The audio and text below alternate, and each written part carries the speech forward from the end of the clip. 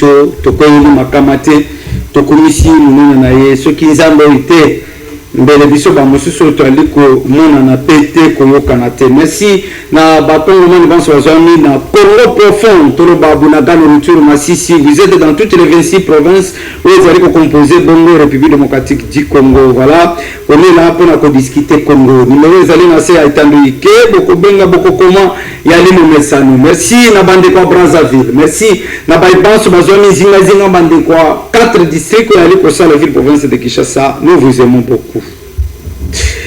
Voilà, tu rebête bon masolo ya politique, tout le baïti iki ya président Bulunga Zalakiawa, j'aurais appris que ma opposant ba yingeli kuna pour être ba solola mayimatali Congo kasimutuna na ngai ezali ete lolenge kani makambo ya ndaku e ko bimoboke ndeko beta masolo libanda kasibino moko nde bolo bakaete tozali infiltrer na ba ya libanda ba pembeni bali ko linga biso te xénophobie en Afrique du Sud ba africain ba tomboki contre l'Afrique du Sud bomonaki a pe na balle belé ba soutenaki bango te tango ba poli ba sepelaki ko ba ete bango bali ko maltraiter ba tumundu pona avantage ya mundele to ko bete également ma solo matali marche oui ya ba ya opposition sengela ki ba kende liboso ndako tata mokozo ekole ya musala kasifor malheureusement ba yeko reportango raison ya lini bali ko évoquer question bakena Burundi ba solo. Mais je me pose une question, est-ce que tant que ba initier qui démarche wana ba contacter qui président wana to besoin profiter puisque yaki na Congo ko que plaider na tina na il doit faire quoi na masolo etali Congo puisque il peut na mboka na makambo ya li. Je suis déçu avec l'opposition congolaise. Masolo matale est-ce que tant que ça reporté on attendrait peut-être la suite. Est-ce que Tshisekedi est pour le changement de la modification de la constitution? Est-ce que Tshisekedi veut nécessairement respecter cette constitution que lui qualifie que c'est une constitution de belligérants, ou Tshisekedi doit subir ou passer par de conclusions, disons, qui doit glisser?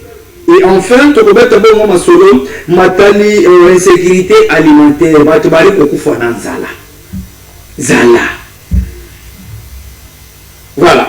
Bande vous donne na bango na plateau lelo to ko beta bongo masolo wana mais les kambu ya vie jibama pia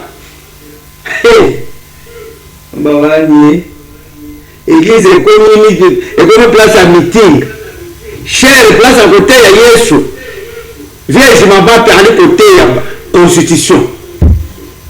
Je glorifie Dieu puisque pour le cas pour nous laisser à participer à la dernière réunion à Bangote. Après sortie médiatique, il y a Moïse Mbi qui a qualifié des cas de lépreux.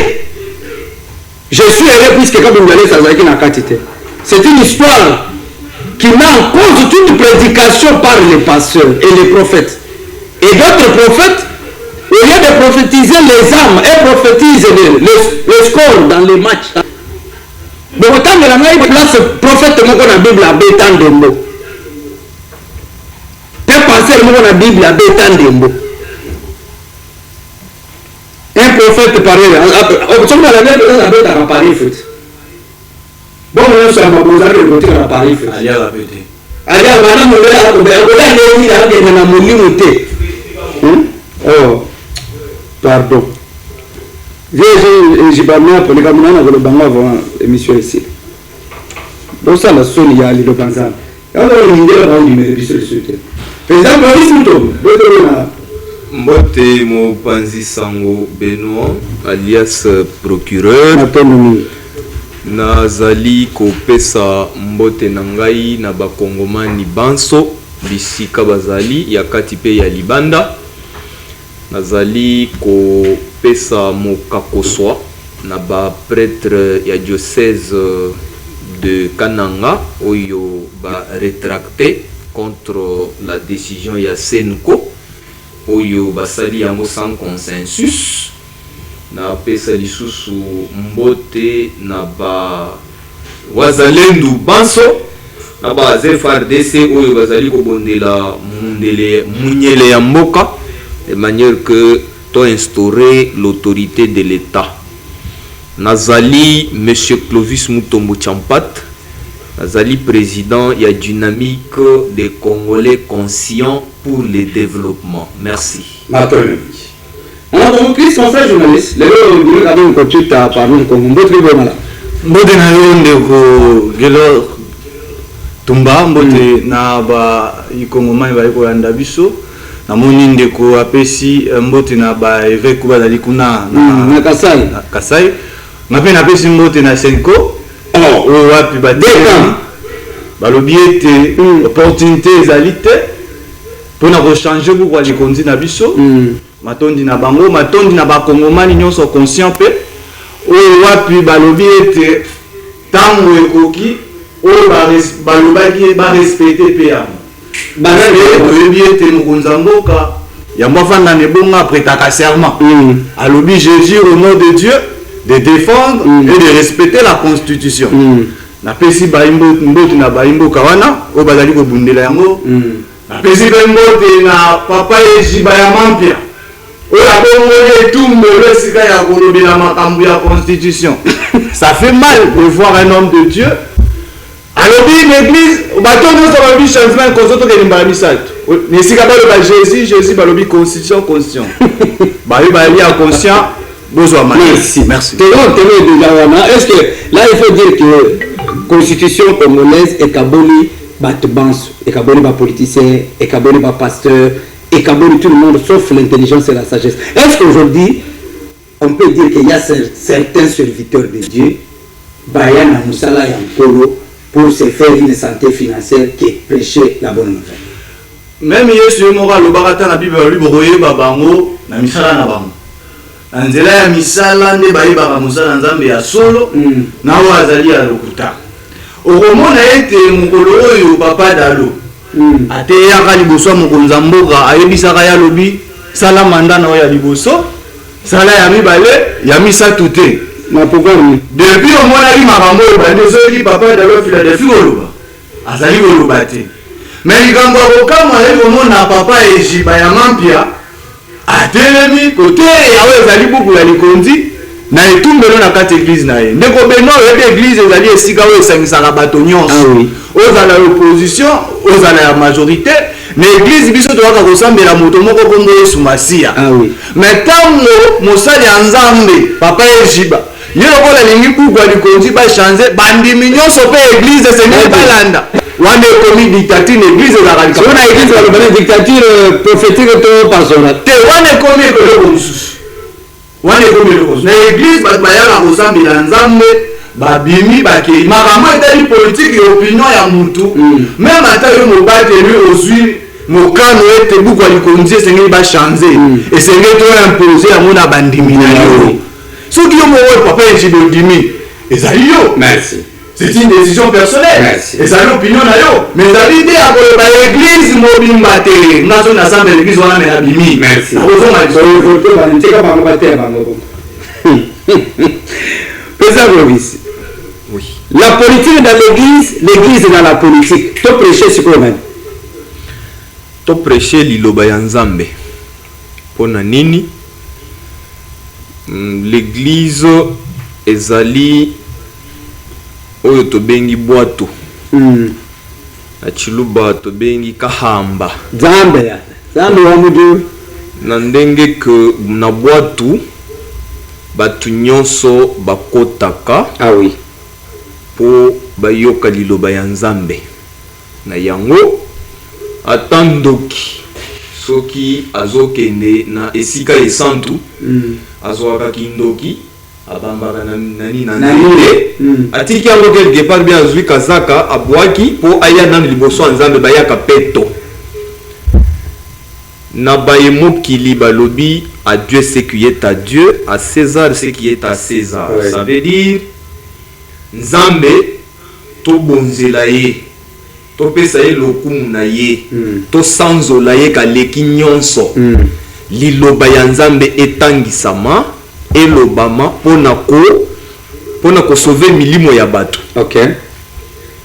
Na église lokola bwato ezwaka bato nyonso ya majorité ya opposition pe ya société civile.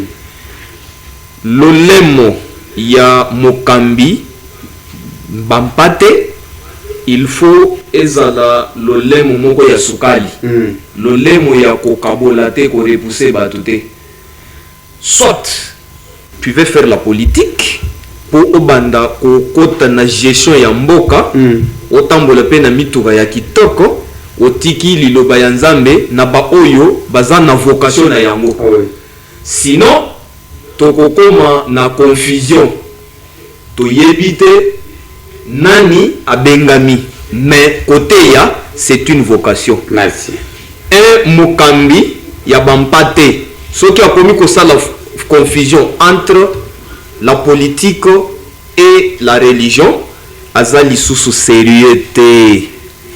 Na lobby soki mobateli mpate akomi kosala confusion entre la politique et la religion aza lisusu sérieux te. Na lobby na bango nyonso ba tendance nyonso, même chez moi en islam je suis musulman. Soki mokambi akomi kosala confusion entre la politique et la religion aza lisusu sérieux te.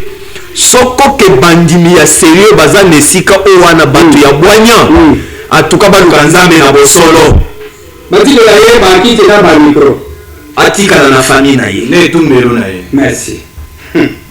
Papa, je vais à un certain moment, on ne peut pas aller jusqu'à ce niveau-là pour justifier peut-être enveloppe ce que Kotaki. Ça fait la nausée, la bisoto Oyasima. Vous nous péchez par qui? Quand vous dites que vous êtes soutenir le pouvoir, vous êtes évêque, vous êtes pasteur. Mais na kata église na yona eza na bandimo ba soutenir le foyer le bayende ko ni le banzana et là le prophète Jésus surtout le Félix Tshisekedi aboni ba opposant nyonso asali biso vous êtes prophète d'où ya kindoki ya makiona o ya ni ka ko na ba se santé financière et le azana ba ko ka ba dokio donc ce Tshisekedi soka boni ba opposant banso asali biso te. C'est suite à cela vous favorisez même bandumba bakende koboto le mibala batumbongo bakolala ka libanda bakosala kindumba ayel na dit ya $100 occupé na yote au que ça ne pambola misala na ye mais misala na eza koboto la mbongo ya mibala batu na mabala kopanza mabala batu. Il y a des certains passeurs à un certain moment on comprend ce que Jésus avait dit bokoyeba bango na mikolo ya suka. C'est ça la fin. Et puis le ko ezali regrettable de kobola ndeko kelo ezali ba l'église ya bongo mona pe etondi na bato ebele. Il faut que le quel genre de bateau. Il y a prophète Gilles aux autant bato batonda kebele mais tant waza ko loba biloko wana ba conseiller bazala raté. Merci. Mokonza mboka soki abomi opposant nyonso asali lisumu te. C'est grave ça. Il faut être sérieux à un moment. Et devant le micro. Yesu yaka vraiment na kende na lebi. Yesu yaka na kende. Oh te yo na mona na kolo. Ata na rondo to ko bazama ya civique oite. Oite. Bonako. Mbulani na Afrique du Sud baika balobi que ba kobomana kobeto na za biso moko batu mundu. Puisque c'est que Afrique du Sud est toni na mindele trop. Mais bato bali ko agresser ba yimundu. Est-ce que on peut dire que les occidentaux manipulent l'Afrique? Occidentaux bazo manipuler les alliés Afrique. Une autre part, vous avez raison. Mais na likambo etali à Afrique du Sud, je pense que le président Nabangwa te kozala awa alobaki yango malam ezali likambo oyo sengeli na gouvernement na bango nde ba gérer. Parce que soko tali lelo malam na mboka na bango kuna misala ezali pena mingi te. Mais misala oyo ezali kuna ezali misala oyo expatrié yende bayaki na yango. Siko bango pe na lolenge na bango ba sud africain bazali pe mo bazala pe bolengo mingi bazali na zaza mingi. Mingi misala oyo bakune ezali magazali nde bayo bayaka bauta libanda nde bakosala yango bango moko balimbo bazali basili ya population ezala ete soki azuma 1000 francs fandi na ndako ndenge banki osala na ye bango bazalaka bongo sikoyo ntango bayo bali koya na misala na mboka na bango baremarke eloko wana balobi te ndenge topesa ta na bapayo bazali koya basala misala mais lokola bango bazozwa misala te yango moni bazali kotomboka mpo ete balipaya baye mingi ebele. Je pense que leur président lobaki yango bazali kosala malembe mpona kosala ete bapesa eyano na mituna ya bayo bazali komanifeste koboma bandeko na bango bayi mwindu ezali eloko pene esengeli kodeplore yango ezali eloko ya malamu te entre biso bayi mwindu toyebi ete eloko ya makasi tozali kosolola ntango likambo ezali tofanda lokola bandeko tosololi mpo toluka kimia ezala malamu me ya koboma bandeko na yo baafricain ezali eloko ezali ya pasi mingi oyo pene tozali kokondane yango. Je pense que lokola ndenge président na bango alobaki avec le temps na bandenge bazali kosolola kimia ekokota na bandeko bazali kuna. Alors président, qu'en est-il à Bakongo en Afrique du Sud, puisque plusieurs politiciens il est passé Batongi tout en Afrique du Sud. Il y a un ami journaliste qui est là dit ah on attend le que les politiciens ne pas une ambition à Baïmboé, Baïmboé quand on va chanter la Bakongo, on demander ah est-ce que les Congolais qui sont en Afrique du Sud Bakongo va les gérer malamu pesa pour que Baba Vilo en est là tabamote. Yambo na répondre na motuna na yo esengeli to banda na koyeba genèse ya construction ya état ya Afrique du Sud. Ah oui. Afrique du Sud ezali un état post-conflit apartheid. Apartheid wana ezali esalema pe na États-Unis d'Amérique babenga yango ségrégation raciale. Apartheid esalema entre Bamindele, une frange ya Mindele bazalaki contre Batumwindu. Yango nde epesaki Mandela, Nelson Mandela, l'occasion que azala prix Nobel de la paix parce qu'il a combataki etumbawana ti ndenga côté la yango boloko plus de 32 ans kobimanaye azalaki récompensé par rapport na socle ya aspiration du peuple oyo monaki okati na ye un leader charismatique oyo alobelaki bango contre Mignon Koli oyo ezalaki okati na bango par l'installation il y a deux classes des indigènes na classe ya ba évoluer ba mindele bazalaki les évoluer les sud-africains noirs bazalaki ba indigènes ba nyama na mboka na bango na yango to ali koloba ete biso nyonso tozali ba africain il faut toluka d'abord bomoko ezala eloko ekaboli biso ezali minoko baoyo bazali koloba l'anglais na kizulu nde ezali na une grande partie na Afrique du Sud na bazulu pe nde bazalaka lokola ba brito bazana ba mouvement ya ba mouvement ya makasi ya ba violence plus alors tokolinga te koloba ete bandeko na biso baza na Afrique du Sud bazali na lolenge ya kobatela malamu. Le président Ramaphosa Cyril auti kozala awa na mobembo na ye ya 24 heures. Non seulement que ayeli la lutte contre la maladie infectieuse à virus Ebola, Soshi Bundibuyo, dont il est le champion de l'Union africaine. Ayaki pe lisusu pona kosolola na cadre ya voie diplomatique de manière que bandeko o bazali kuna bazala bien sécurisé parce que tozana ba bonne relation entre nous et l'Afrique du Sud. Uta Cyril Ramaphosa a continué à pouvoir. Na ba régime précédent, ezaki ba régime hostile à la RDC. Mais on a qui si favorablement que je suis pour la RDC et je suis pour l'unité africaine. Nakisa atindela kibiso ba soda na ye avant que c'est lui le commandant suprême des forces armées. Non, Bango d'abord sud-africaine. Balobi contingent. Il y a des militaires sud-africains. Bazalaki na Sake. Bazalaki esika wana avant omoni Sake na Minova na centre wana avant okende Bukavu bavandaki wana.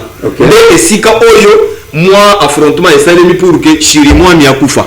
Bazalaki wana babengaki yango verrou très stratégique. Ce qui Sake na Minova ekwei goma pe ekwei directement yango ba profiter ki occasion ba kota Bukavu. Contingent sud-africain bazalaki wana par la volonté ya mokonzi na bango.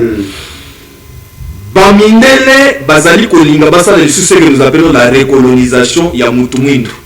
peut-être biso film mais nous utilisons non bazali ko utiliser biso mentalement avec esprit faible o tozo benga les Africains inconscients soki tozo kolinga kozala lisusu que tozo na bohumbu wana en tout cas tokozala na même pied d'égalité na mindele te biso nyonso totangi na ba école moko na mindele merci toza na ba professeur oyo bazotangisa na Amérique na Harvard na ba sigo ebele batangisaka biso batangisaka mpe bamindele toza presque même intelligence mais soki tolingi bautilize biso tokoma bamarge bien na bango c'est que biso nde toza ba inconscient bandeko na biso baza na Sud Afrique bafanda baoyo bainvestir déjà investir parce que le développement ya mboka esalemaka kaka na mwana mboka te. Je vous donne un exemple. Joseph akomaka le premier ministre très fort na régime ya Pharaon. Joseph ozala égyptien te autaka esika mosusu.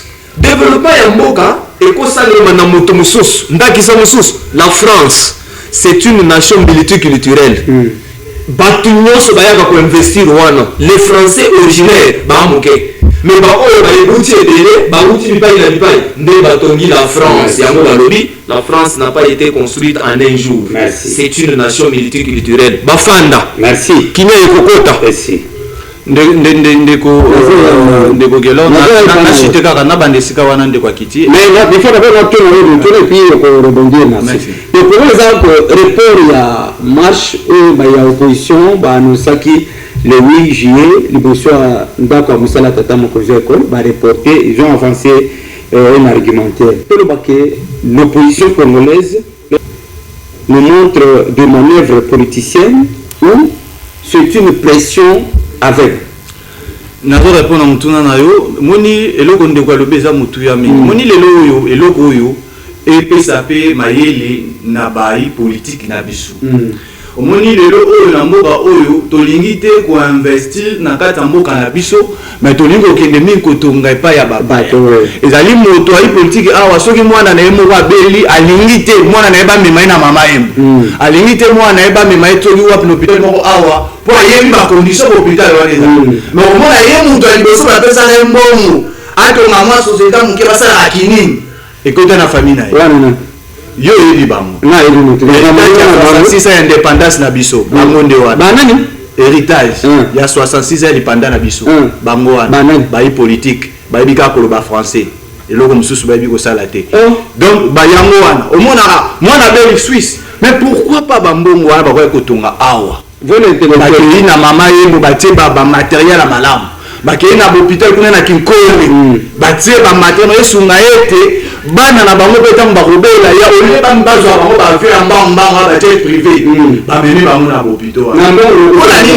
awa ba to ni ba société ya malamu ba société o esali ete komoma na zo sala lelo komoma na sala kaka po bayi ba na ndako afanda na ndako te mais le foot ate abima na eto mazo rapport kwa na suka ya mais kaka bato wana bayi politique wana soki lelo na mboka o misali zalaki bando na Sud Afrique ba kaba kende te. À l'époque, selon l'histoire, il y avait des Portugais qui venaient travailler ici.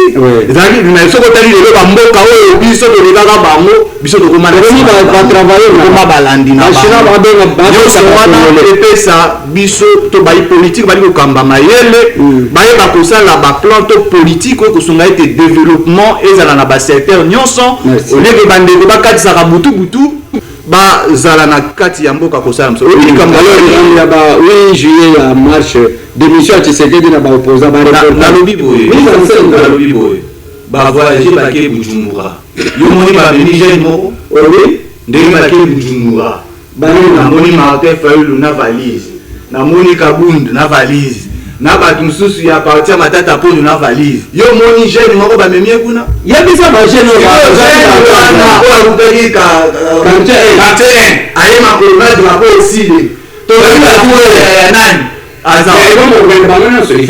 non le moment est arrivé de dire aux jeunes de se réveiller. Ah oui. L'heure est arrivée que Babilenge totel mko mususu pena ko fa la belle marche babimika ka bo yena ba travailleur ya Faden House. Ah. Et ba travailleur ba bango mko mususu pe ka bunda bengi marche pe boye yena na mwasi na babim po bana pe to mona kate Oh, na ntango bato azobenga ebokende na palais de la nation kotindika président oyo azali en exercice adémissionné palais de la nation ezalaka protégé na bapolisier ezali garde républicain président azali en vigueur président oyo ebuka likonzi eyebi mais yo likolo eke yo somona bato batamboli mpo mai na quartier eza te yo somona bango batamboli mpo na monga fula kuro eza te batambolaka kaka soki baintere na bango eza touché mpo bayebi ete baluka likonzi te biso kolema mpona mimwa tozwa lebongo ezali te ntango bake bujumbura bake kosolani babongisa mai na njira ezomo non wana nyonso toye kotalisa ete moni le 28 tokotravaille de manière à ce que le 22 babilengi nyonso bazala na ndako olali elengo ali kolobaa le 29 fanda na ndako Martin Fayulu Jean-Marc Kabou abima bango moko bakende na palais de la nation eyindela bango mpo bango mpe bakangaka bango te soki na makalo omaka babilenge wana mutu mpe alandelaka bango aza te lelo famille na bango nde oma obimisa bango mais bayo babengaka marche basimbaka bango. Merci. Président, toi, l'opposition pour Tshisekedi, à l'opposition faible, il y a un Zalani, il y a le Baki, où l'opposition fait semblant de la pression, mais il peut se retrouver dans ma manœuvre politicienne. Matondo mingi na zali ko emprunter bamo na yote. Ouais. Sinon ça sera du plagiat. Zambé. Vous allez ouvrir des plagiats qu'avait dit Zali awa pour éclairer l'opinion dans le cadre que nous avons une opposition sans objectif. Oh.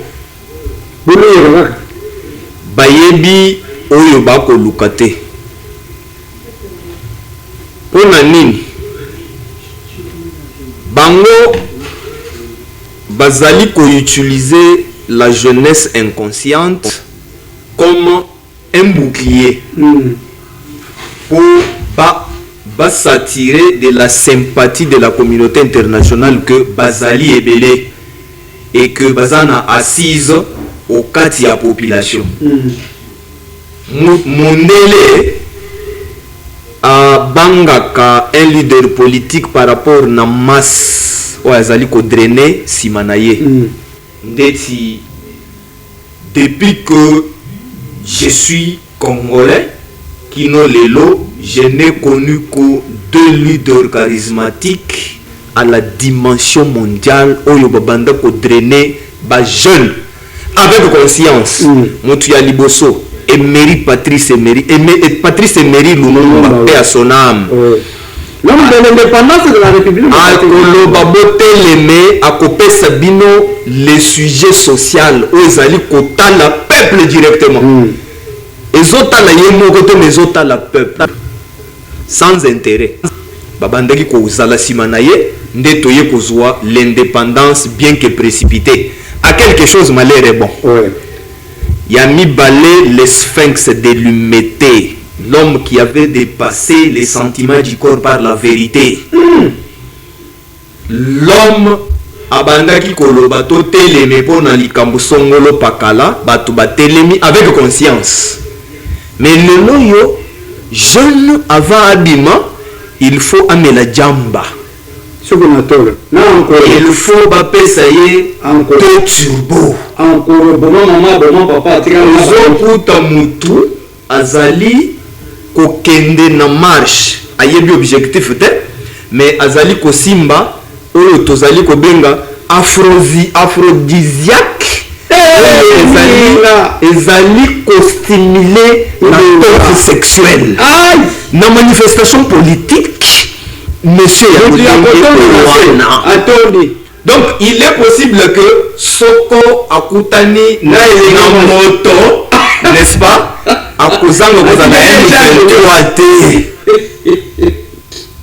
tozala ba jeune conscient. Ah oui. Toyeba nini tokoluka. Merci. Age ezokoleka. Toyeba que ba oyo tozolanda lelo babandaki pe lokola biso. Ah oui. Ba montaki ba idée. Lumumba azalaka na mitu 100 mina 4 te 5 pete Etienne Tshisekedi et les autres que nous avons connus, les musées Laurent Désiré Kabila, Bazara Lokola Biso, Bamisusu be Batanga ki Lokola Babiso Oyote. C'est aujourd'hui que nous avons beaucoup d'intellectuels licenciés et belés. Mais Batamayer Bate. Les loyaux, na 3 ans, au Koki Kozala, licencié, n'est-ce pas? Gradué, licencié, puis docteur. 3 ans. Avec master, dans 3 ans. J'ai dit bien dans 3 ans, avec le système master. Na constaté? Donc, biso tokemba. Tokomi na ba intellectuel et belé. Intellectuel azanani. Azali moto oyo akomona musika lelo te. Lobi. Aomona lobi pe lobi kuna. Vi na ngai kozala ndenge nini. Tokomi na ba jeune licencié. Bakomi ko luka misala sans demande d'emploi. Basobelanga moto ya $1,200 à contrat pour na zongisa à $2,000. Na benda pe yangai na banda ko sala studio et tout. Ce n'est pas sérieux. Jeune ya lolenge wana ateleme. Merci. Afongola miso atala auti wapi azawa pepe akende wapi. Lelo ba opposant tangu bakeyi ba pesi annonce wapi. Balobi ke marche na biso to reporter yango. Mais tangu bake Bujumbura, n'est-ce pas? Nani azui frais na bango en charge. OK. Faut to tourna. Nani azui frais na bango. Faut to tourna na ko répondre biso. No bango mo faut ba yebisa biso. Parce que étant oyo ba jeune ya opposition pe bayaka. Ba oyo ba soutenir bango. Bayaka, il faut ba yebisa biso. N'est-ce pas? Bando bongo bazui wapi. Oyo le bango kuna. Tangu bake kuna bake na format nini? Tangu bazogende kosenga dialogue ezala. Ba yebisa biso na constitution oyo. Article nini oyo ezali ko ba dialogue ezala. Non, non. L'Okuta Mabé, du début jusqu'à la fin, la Constitution n'a jamais parlé du dialogue. On a une jurisprudence. La jurisprudence est ali soki tokomina ekatombe. Ah oui. N'est-ce pas? Batu bakufi ebele na sagesse wana tolobi batu bakufa lisusu te tosali alliance. N'est-ce pas? Tolobi sima ya alliance oyo oyo okufa, n'est-ce pas? Azana mutu ya elakelima mabe. Merci. Mais tango bakeyi kuna bakena nanini bakena nanini na accord ya peuple wapi. Merci. Bado baka peuple azana nzala peuple azana nzala. Le peuple nazo yebisa bino. Fayulu Kabund Monsieur Chamala ya LGD. Nani Delice Sanga na bawo mususu boyebi bazana Bujumbura ndenge tolo baboyi bakena accord nini bino mutu bopesi bango. Merci. Merci. Ça on va dire, puisque j'ai dit on a interdit la Gilles à Ligeti avec Batemosu Soba Bimambokate. Bon, l'émission tout ça, on va aventure. Tu as vu ça, on m'a sanoté. Et on dit des choses vraies et vérifiables. Très bien. Je vais remercier ma bishop. Pourquoi je le dis? Na décrit un rapport à immeuble et IGF et tout, on a respecté ma principe humanistique. Dans mon abandon, je vais vous dire que du 30 juin, pour n'importe quoi. Et chose grave, la conférence de presse de temps qu'on a organisée qui n'a rien, la question lui était posée. Quand on a la réponse, selon on a eu qui est à 8 cm comme ça. Est-ce qu'à 8 cm, on peut immerger l'immeuble? Et mener à rail. Pour ceux qui ont un projet à Kodomara et place on a, bon, il y a un temps autrement. Mais je l'ai dit que l'immeuble, il y a un ami qui toque, bon, est-ce que Gilles Alingeti peut nous dire en tant qu'inspecteur, chef de service, chef, que ça nous a coûté combien et cet argent a été bien géré? C'est bien dire à Nicolas Kazadi, lampadaire de forage. Est-ce que Gilles nous a rendu le compte de savoir que voilà le coût de l'immeuble, le travail est parti de 0 à 10 cm et nous sommes arrivés à la fin, puisque nous avons besoin de réhabiliter, on a les cas qu'on a besoin pour le Moutouko. Et lorsque j'ai appris qu'on a interdit à Gilles Alingeti, j'attends les enquêtes de la justice. Sauf que, et là, je peux dire que Mamboka te, makambu ya immeuble les en quantité, beaucoup n'aillent pas makambu ya immeuble ya chef. Ça sera légal. Les contrôleurs d'hier et contrôleurs aussi aujourd'hui. C'est ce que j'ai dit aux gens de l'Union sacrée. Personne n'a pas la gestion de la Kabila côté de Saramazan Chadar Namutuk. Attends, la Mikandate. Attends, on va dire. Personne n'a pas de Mikanda Mutukate. télémission, dans la règle de la Kabila, personne ne va ça. Mais aujourd'hui, la reine de Tshisekedi, personne n'a pas fait le sommet maintenant, à télémission à Ramazan Sagan. Pourquoi? C'est puisque, Bazar nous a fait le lobby, mais union sacrée, et qu'on appelle à tout le monde. Kabou est à côté de Misaïe Péa, on va se faire permis de compter. Tout coule, tout passe, rien ne demeure. Bakambakamboka na défité, na nkote, na bitumbate, et bakambakamboka na koyokela baninda. Si je suis à l'ingéti, c'est reproché de ah, on a battu notre atraka wana. Eh, après la nouvelle guerre médiatique na Nicolas Kazadi. Ah, au Kazadi ya yambo akopela. Na la déclaration de la guerre Israël Mouto. C'est ce que moi j'attends. J'attends que la position du confrère René scientifique Israël Moutombo, na conservateur moi Mbodji na yé latine ya likambo bazo reprocher, puisqu'il y a les journalistes d'investigation. Je voudrais savoir quand même, Jules Alingé était reproché de quoi? Pourquoi on l'a interdit de ne pas quitter le pays? Viens pour ça dans la politique, on appelle sur le mot. Là, vous avez mis au point, il y a 17 bichons en tant que journaliste d'investigation. On reprochera à Jules Alingé quoi? Ça sera légal. Dans le pas de problème, ça tourne. Jules Alingé était reproché de quoi? J'attends de faire à toi, grand frère Nangali, vieux Nangali, Israël Moutombo. Sangoku. D'ici là, l'année prochaine, annoncé sortie officielle de la union de Sangoku. Habitez Sangoku, pour exemple, mon nom Sangoku. Yemo Gonde Roloba. Pesa historique. Ah, bien, Israël Moutombo, j'ai l'honneur de citer votre nom. J'entends votre mise au point même pendant une minute. Qu'est-ce qu'on reproche finalement à Gilles Alingeti? Merci.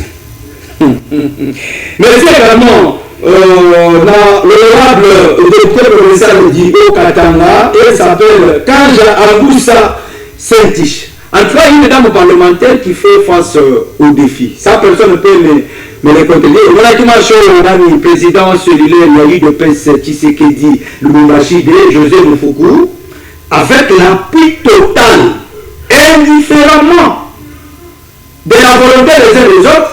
L'honorable Kaja Agoussa Sentis s'est montré de quoi Aza Pena peuple. Akabula Maputa. Te Maputa. Yaza Babloka Maputa. Te Akabela Bana Okatanga Iloko Esengeli. Député Moussa Reza Kokabula Maputa te. Député a soutenir l'initiative avec le quoi José Moufouk Ndenga organisé qui marche na bango, il y a soutien, il y a changement de constitution. La dame, l'honorable Kaja Angoussa s'est manifesté à encourager Bilengi, à accompagner Bango. Beaucoup de temps, on a dit, marche Tambori Kito, député de la Bango pour ça, Madame Kaja, moi je vous assure, parlons pour moi, yes, Manayo et pour mes maillots à niveau national. Ce qu'on dit à niveau national, parlons pour moi de Tombo, pour Mistala, pour Tekama, Tina, Bangkok, Bakoyambayo. Ce qu'on dit dans la député provincial, il y a un petit parlons pour nous, place au Congo Zalena, Tokomé Mayo. On le dit dans la place au Congo Zala, vision la Yoana, Pesa Yango TV, Pesa Yango parlons Congo. Tokoté que la Yango, pourquoi pas vous à la table ministre national? Pourquoi pas? Qu'est-ce qui empêche? Puisque ce que vous avez fait dans l'Assemblée provinciale, il y a au Katanga, c'est incontestable. Une dame qui s'impose au milieu des hommes. Là, il faut parler de Thérèse Kayikwamba qui s'impose avec la diplomatie congolaise. Et parmi ces jeunes dames-là, ces mamans-là, si on parle de... qui? La dame ici de là-bas, c'est qui? Fifi Masuka. On parle de Thérèse Kayikwamba. On parle également de Kaja Angoussa. C'est dit, dans Okatanga, comme on dit, provincial. Avec le leader de Tshisekedi Lubumbashi, Bas Kamagno, qui dirige le président José Moufougou, avec toute votre équipe, Madame José Toun dans la mer de la ville. Je rappelle que vous êtes en dehors du pays. Et dans ce jour, également, Martin Kazembe dit Diama Blanc, le gouverneur à l'intérim du Okatanga. Nous sommes quittés, on a l'honorable sénateur Dani Kabongo, qu'on est avec lui ici. Je crois que la semaine du lundi, on a rendez-vous. Cette fois-ci, on a raté en côté. Ça, c'est très bien. Mon Congo, est-ce qu'on peut dire aujourd'hui que les provinces de notre pays souffrent d'une mauvaise gouvernance puisque le casting n'était pas au profit du peuple. Yambo nakupesa yanu na mutuna na yo nalinga banda neloko ndeko alobi awa yatangi bato mibale oyo bamema engumba ya bilenge abandi na Patrice Emery Lumumba après yaye na Etienne Tshisekedi wa Mulumba mais bayo bayi konyokola biso lelo tata na bango mokambi ya liboso ezali nani yope Peter Kazadi bazali ekole ya nani bon akamba mabe Augustin Kabuya bazali ekole ya nani akamba mabe nde bayi biso mais lelo mboka soki ezali awa ezali kaka likambo kokabola te na 66 ans ya indépendance ya mboka na biso bayi politique nyonso wana bali na kati faute ezali bokambi ya bango nyonso ezali mabe na bango iso wana moto akolongola azali te moko azalaki ministre ya intérieur awa oyo alotanga na ekole na bango mosala nini asalaki azalaki ministre intérieur awa biloko nini asalaki lelo ekole wana azali kobetela tolo bazali na pouvoir na Kisasa na Yolo awa babomaki jeune moko azali kambiste liboso ya ndako na ye wana na ekole oyo ye azali kobetela tolo ndeko classe politique na biso edecevoir biso ekomi ntango tosuka classe politique ya bayo bazali honnête bali kotravaille pour l'intérêt ya mboka j'aurais appris que banque moko na Suisse ekangi ya famille moko ya pouvoir na 8 milliards banque na Suisse famille ya nani olandi na papa oza pardon ko 8 milliards famille ya nani bazali na pouvoir famille ya nani 8 milliards zambe na Suisse wana ekole oyo ya azobetela tolo mais abetela tolo mais ya utotanga ekole kaka na ekole wana azobetela tolo bapesi biso gouverneur oyo wapi depa kota ntango ayoki oyo azali to kumu moko azali koya kotala mboka azwi bapano atie ebombi bafulu ekole oyo abeteli ekole oyo abeteli donc nani koloba nini na bango nyonso na 66 ans wana esengeli na biso to changer classe politique na lolenge nini esengeli babilenge bazwa esika oyo bayomba bamela supu na tolo wana supu ekole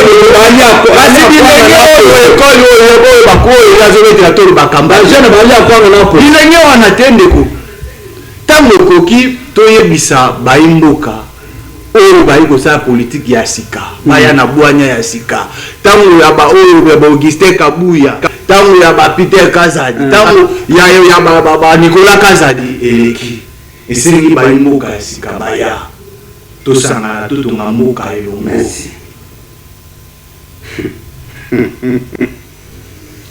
musala mwe komoza mana komoka na telefone offre da soko mo bache offre d'emploi na porte yebake na kati bisike zate bache ka mascarade voilà Congo. Est-ce que nos provinces souffrent de la mauvaise gouvernance ou ba parti politique de bazar au commande ya ba gouverneur bon nazali ko répondre d'abord na mon co-débatteur voilà Congo Chris na lobby na école T. Je suis assistant de recherche à l'université de Kinshasa. J'enseigne les intellectuels. Moi-même suis intellectuel conscient. Na lobby baza ebele. Notamment, ils sont nombreux. Na lobby bazali ebele. Na proposition de pouvoir. Même dans la société civile. Je ne peux pas m'impliquer dans un conflit inutile qui ne m'amènera à rien. Dans le lobby, tant que nous avons drainer une masse derrière lui, cette masse doit être consciente. Ah oui. nalobi te que école ya UDPS eza excellente, non. Je ne suis pas ici pour défendre l'UDPS. Nalobi que les deux leaders charismatiques oyo babandaki kolobela les desiderata ya peuple nde bawana mibale. Nalobi Patrice Emery Lumumba, nalobi na Etienne Tshisekedi, parce que sa lutte bato babanda ko comprendre yango par rapport na ba exemple abandaki kopesa. Bino bozali kosala boye bozomona likambo boye pona nini bo croiser maboko. Yango peuple abandaki ko bima avec courage. Ce n'est pas pour dire que je prends l'UDPS comme modèle. Nalobi boye. Si je prends l'UDPS comme modèle, na ndenge oyazo kolobela, c'est-à-dire que je mets d'autres partis à défi. Chaque parti politique est dans la ligne philosophique na yango. L'UDPS ezali parti donc démocrate, socialiste démocrate. Baza batu ya gauche. Tangu bamsusu bakoti toza batu ya droite. Ce sont des philosophies où les alliés ko bundisa, n'est-ce pas? Mais ceux qui tozo bunda par rapport à la philosophie na biso, mais Congo ezala comme notre intérêt général. Congo ekufate yango tango omona ba démocrate na ba républicain aux États-Unis d'Amérique, bakoki ko wela na États-Unis d'Amérique, te bazo wela na Afrique. Mais bazo bon États-Unis d'Amérique ezala mboka ya kimia. Lelo balingi balongo na planète Terre, bakota na Pluton. Bakende kotonga likolo. Vraiment. Ba américain. Voilà l'idée ndenge ezomata, mais bazo yiba na Afrique. Bazo contacter les leaders inconscients, bazo buba ba jeune. Oyo baza mayele belé bazo buba bango na ba boma mama. Oui. Je dis bien les aphrodisiaques. Oyo ekopesa bango distraction. Bana na bango batanga baya ko coloniser biso.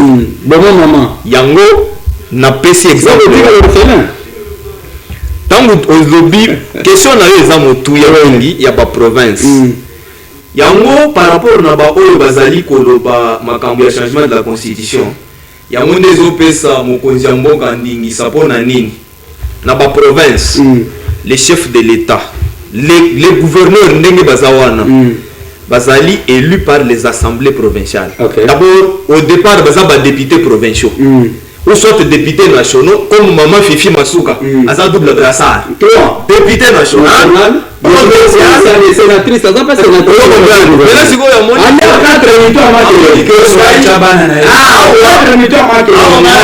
Il faut un enfant de la Nzungu.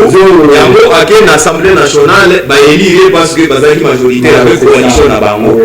Tant que vous élire Bango, bazana légitimité du peuple.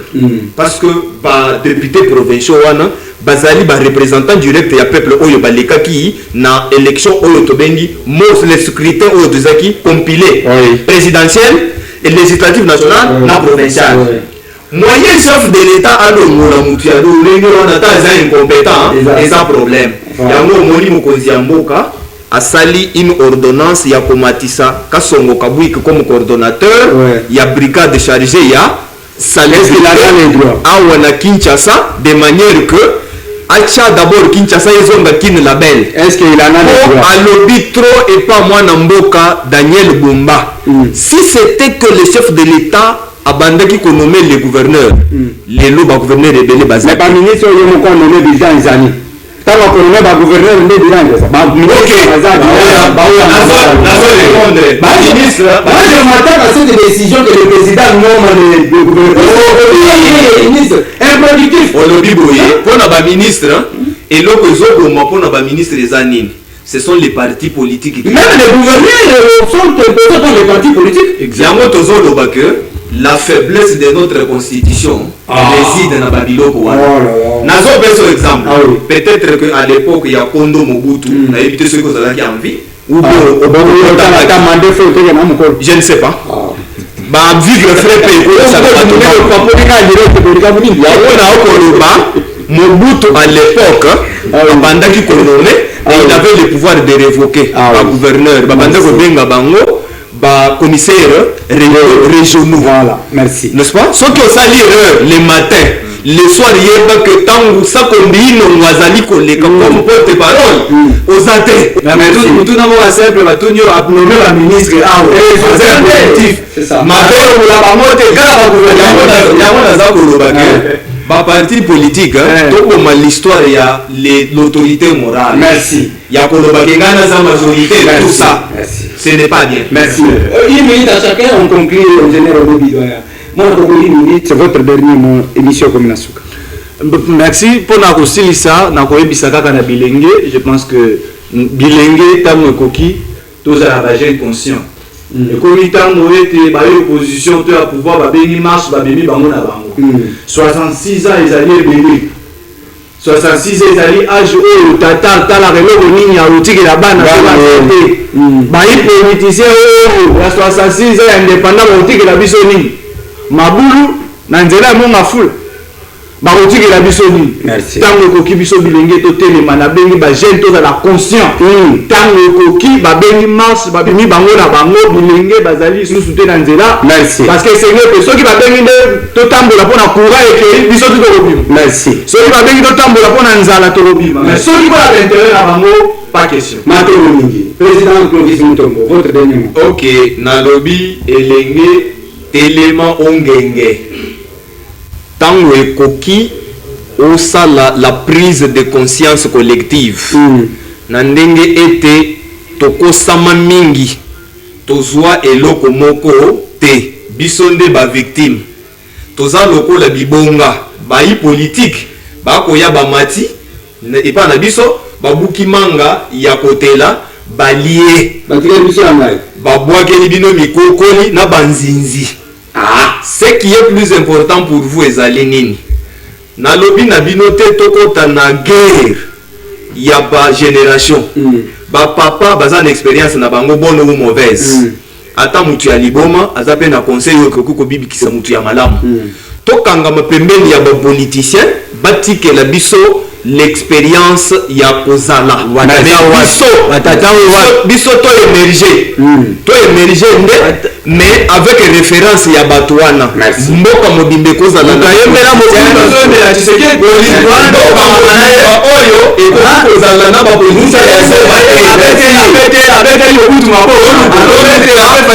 toluka bapoliticien ya mayele oyo bazali kotravaille avec patriotisme bazali.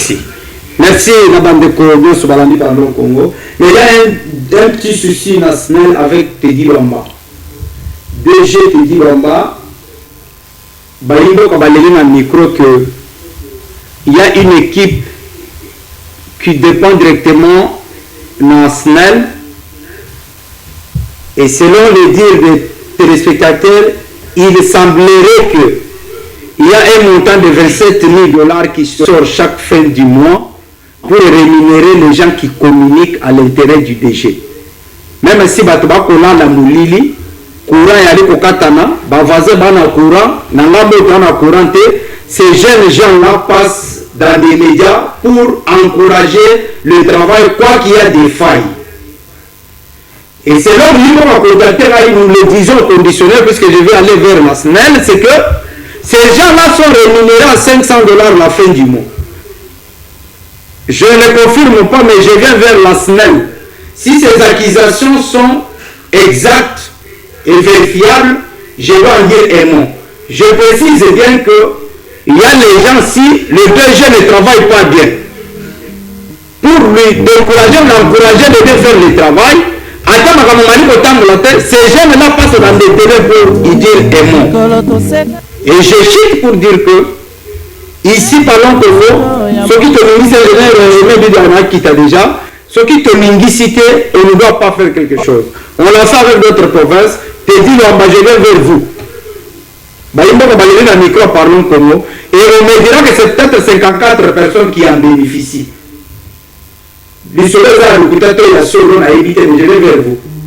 Pour que nous éclaircissement à madame, pour répondre à Bayimbo Bari pour le micro, il y a parlons au Congo. Et aussi, dans ceux qui s'appellent ingénieur Aimé Bidoya, nous avons réalisé l'émission de caméra sous l'assistance de madame Jessica.